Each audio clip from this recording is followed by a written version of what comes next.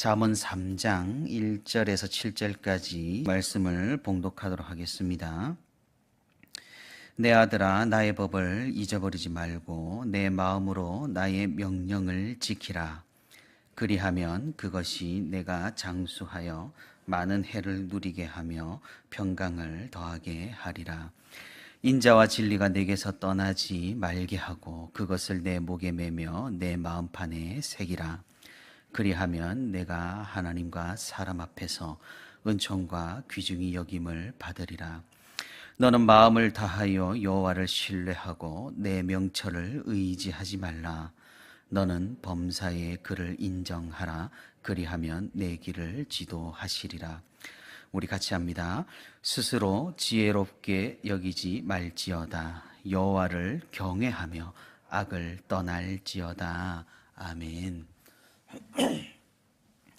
네, 오늘도 이렇게 하나님과 동행하기 위해 새벽기도의 자리에 나온 우리 모든 성도 여러분 진심으로 환영하고 또 축복합니다.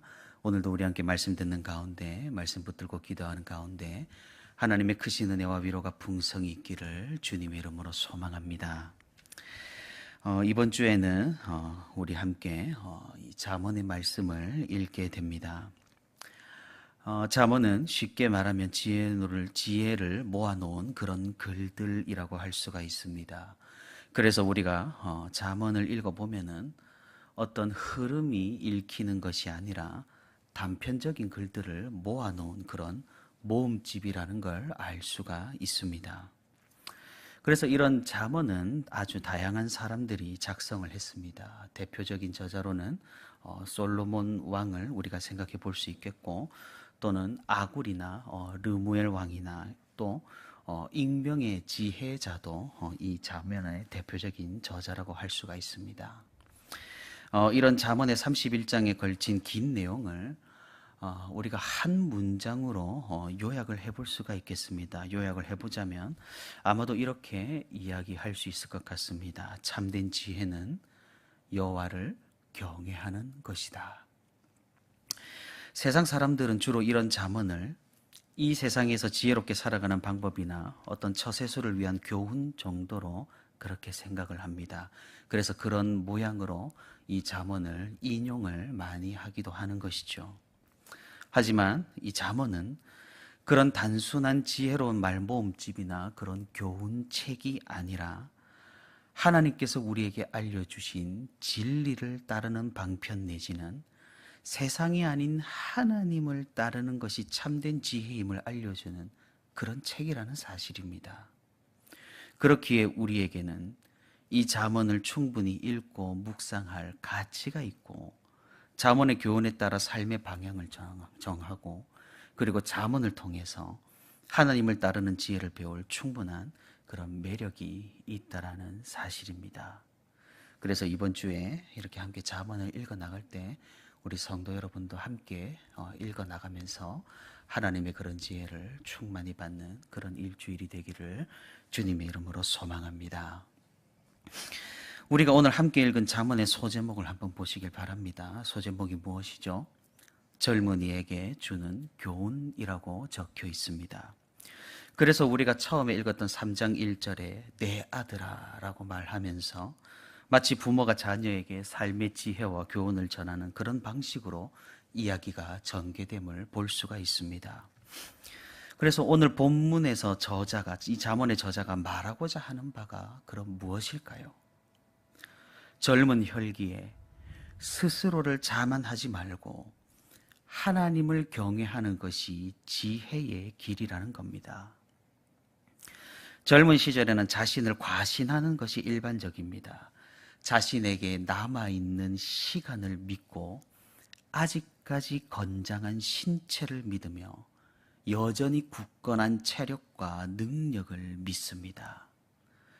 그래서 다른 것을 의지하기보다는 자신을 의지하고 과신하는 것이 젊은 사람들의 일반적인 특징이라고 할 수가 있겠죠.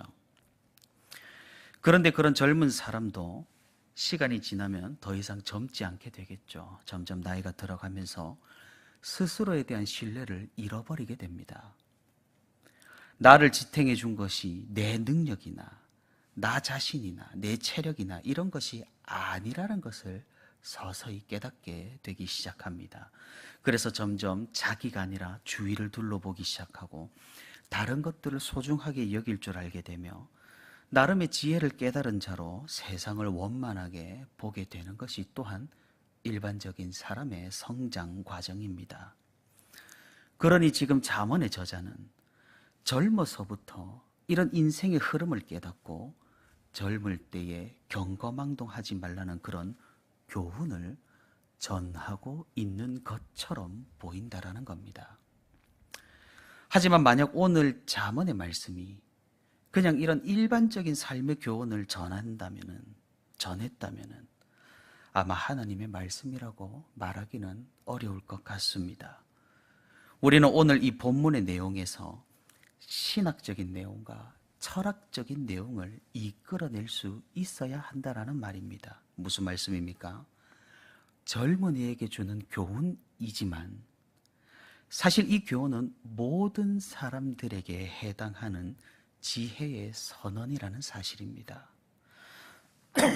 특별히 오늘 본문 7절이 그러합니다.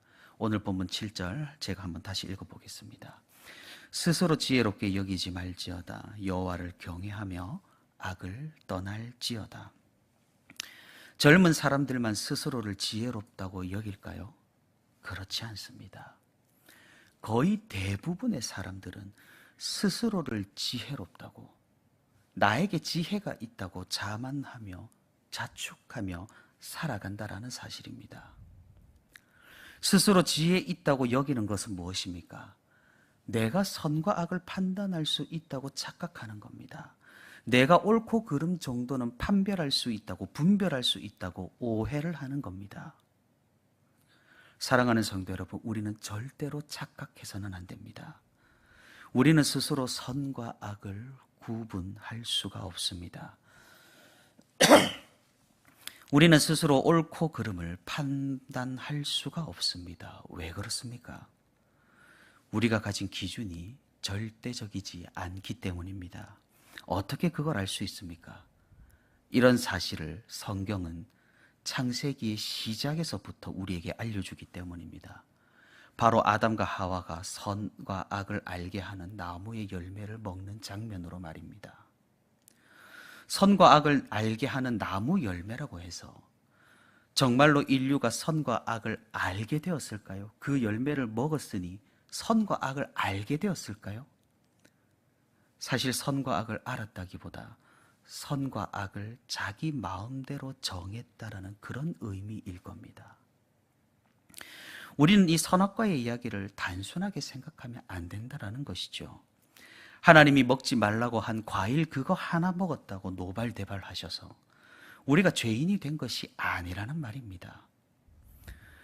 우리는 선과 악을 알게 하는 나무의 열매를 먹는 것이 어떤 의미인지 유심히 살펴봐야 한다라는 겁니다.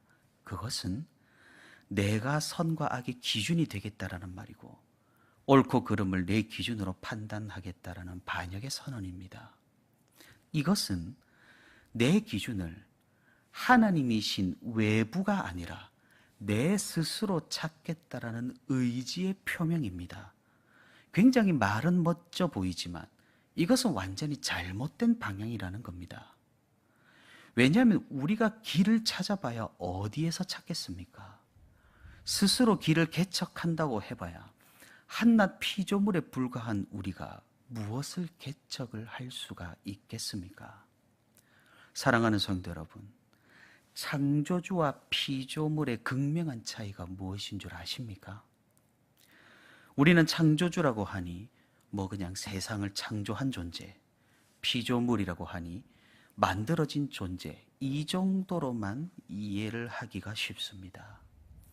하지만 창조주와 피조물을 나누는 선은 그 존재가 의존적이냐 아니냐는 겁니다.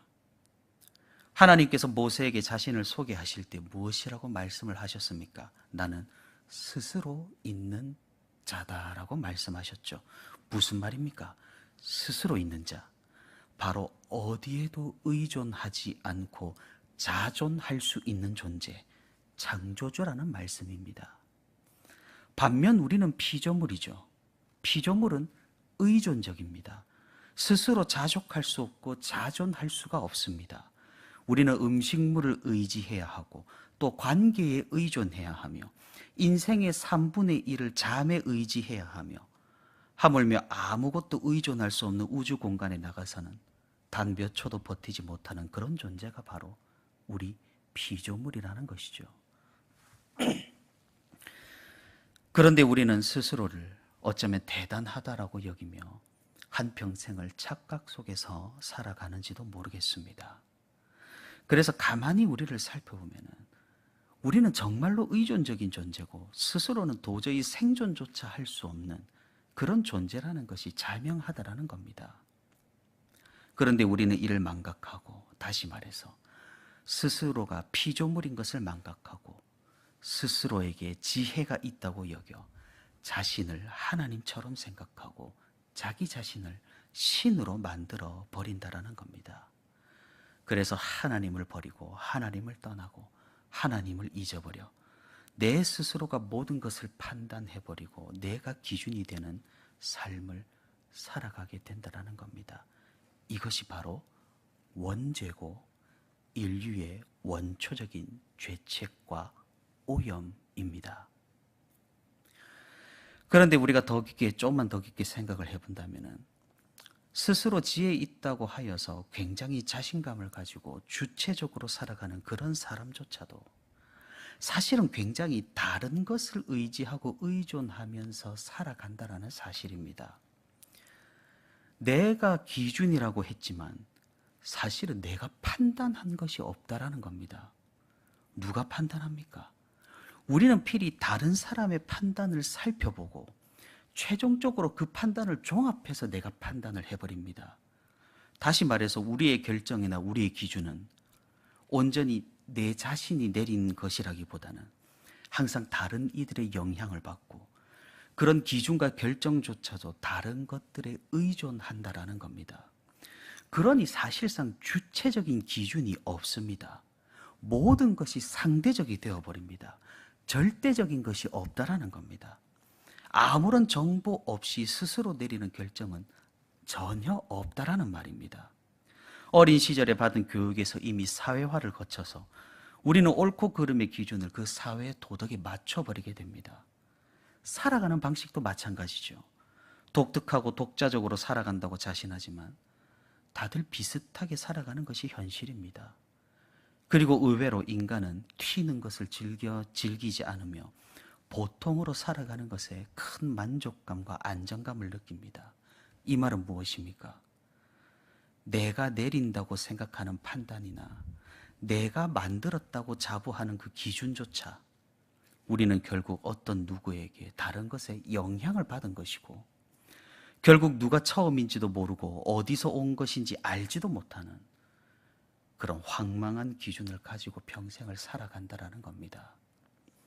그래서 결국 우리는 선과 악, 옳고 그름을 안다라고 말하지만 실제로는 모른다라는 겁니다. 어떤 사람이 다른 사람을 죽였다라고 생각을 해보시기 바랍니다. 그럼 이것이 왜 나쁜 걸까요? 살해를 한다라는 것, 살인이라는 게 왜 나쁜 걸까요? 단순히 다른 사람의 생명을 빼앗았기 때문인가요? 남에게 피해를 줬기 때문인가요? 살해당하는 사람의 고통을 이해하거나 헤아리지 못해서 이게 나쁜 일인가요? 최근 사람들이 열광을 하는 유물론이나 과학에 따르면 살인은 전혀 죄가 되지 않습니다. 그저 우주 가운데 떠돌다가 우연히 뭉쳐진 원자의 흐름이 그냥 한순간에 바뀌는 게 전부입니다. 그렇지 않습니까? 신이 없는 세상에 물질만 존재한다면 우리의 삶은 다 그저 단순히 입자들의 부딪힘에 끝나는 것이고 원자들이 상호작용하는 것에 끝나는 것이고 우주 먼지가 떠돌아다니는 것밖에 되지 않습니다. 여기에 무슨 선이 있고 악이 있으며 옳고 그름이 있을 수가 있겠습니까? 그렇기에 현대 철학은 이렇게 우리에게 이야기합니다. 우주의 먼지로 의미 없는 우리의 인생일지라도 주체적으로 행복을 위해 사는 것이 옳은 길이라고 현대 철학은 우리를 호도합니다. 이 얼마나 황망한 궤변입니까? 그저 의미 없는 인생일지라도 행복하면 된다는 식의 아무런 책임 없는 발언일 뿐입니다. 우리는 이런 현대 사상의 함정을 유의해야 합니다. 그럼 우리는 어떻게 생각을 해야 하나요? 살인은 죄악이죠. 왜 죄악인가요? 하나님께서 그렇게 말씀하셨기 때문입니다. 하나님의 기준으로는 그러하기 때문이라고 우리가 말할 수 있어야 한다는 겁니다. 너무나도 자명한 결론입니다. 그러니 우리는 스스로 지혜롭다고 여기지 말고 하나님께 지혜가 있다라고 말해야 한다는 겁니다. 하나님의 존재를 인정하고 하나님의 살아계심을 고백해야 한다는 겁니다. 그리고 하나님을 두려워하며 하나님의 말씀을 청종하며 창조주 되신 그분께 찰싹 달라붙어 있어야 한다는 겁니다. 이것이 바로 피조물인 우리가 하나님을 의지하며 유일하게 살 수 있는 방법입니다. 창조주 외에는 모든 것이 악이기 때문입니다. 그러니 우리는 선이신 창조주 하나님의 편에 서서 우리도 선하다고 인정을 받아야 합니다.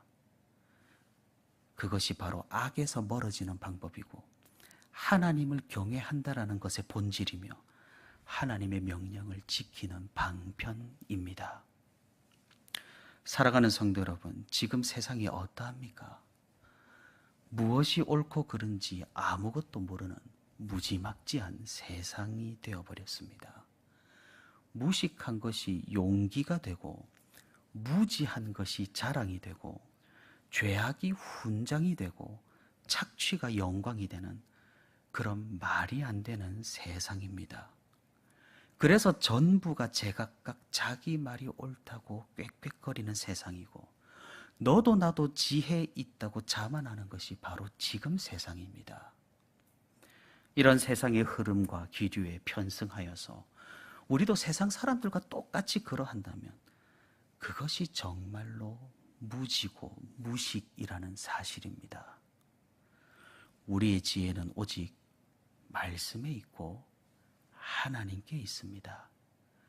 이를 인정하는 사람이 겸손한 사람이고 역설적으로 자신의 무지를 인정하고 하나님의 말씀을 즐거이 듣는 사람이야말로 정말로 지혜로운 사람이라는 사실입니다. 우리가 이 말씀을 기억하면서 지혜로운 사람이 될 수 있기를 바랍니다.